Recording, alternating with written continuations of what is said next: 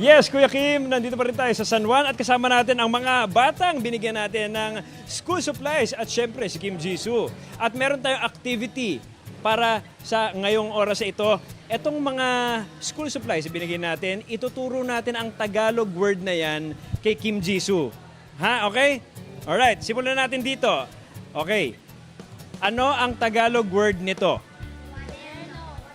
Quaderno. Can you say quaderno? Cuaderno. Cuaderno? Yes, Yeah, correct. yeah. Quaderno. Again. Cuaderno? Yes, correct. Ito, next.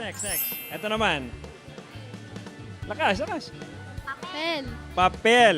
Papel. Yes, Papel. you got the answer Yeah. right. Cuaderno, papel. Yes, Okay. aba.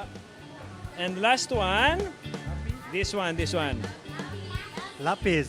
Lapis, correct. Very good. And ngayon naman, tuturuan naman tayo ni Kim Jisoo ng mga Korean words. Okay, so what word are you teaching them? I'm gonna teach you hello in Korea. 안녕하세요. 안녕하세요. Oy, They're very good. Very good. Yeah. And the second one is like salamat po in Korean. 감사합니다. 감사합니다. Kayo naman. 감사합니다. Oy, very good. Oh, very good. What's your grade?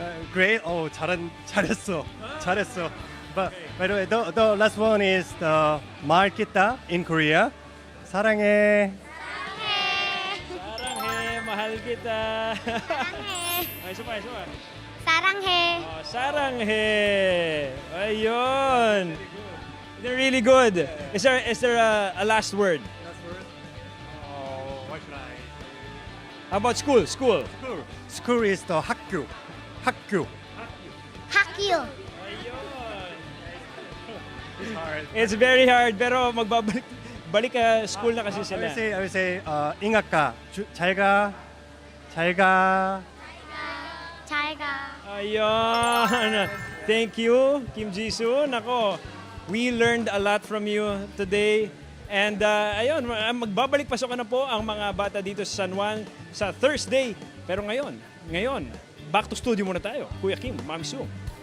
Back to you.